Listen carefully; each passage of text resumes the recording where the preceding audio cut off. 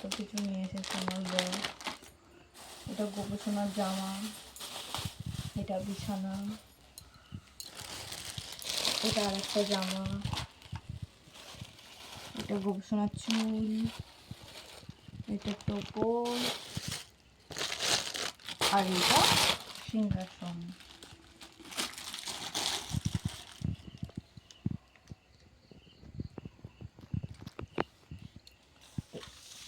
আর একটা ঘন্টা ওকে ঘুম থেকে তোলার জন্য, ওর খেতে দেওয়া হবে সেটা, ওর জন্য ফলও এনেছে।